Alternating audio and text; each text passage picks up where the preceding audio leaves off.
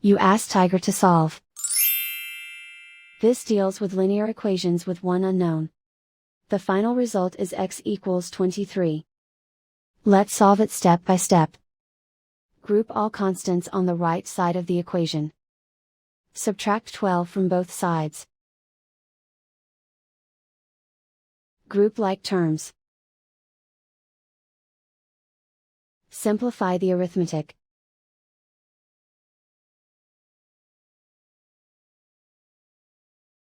Isolate the x. Divide both sides by -2. Cancel out the negatives.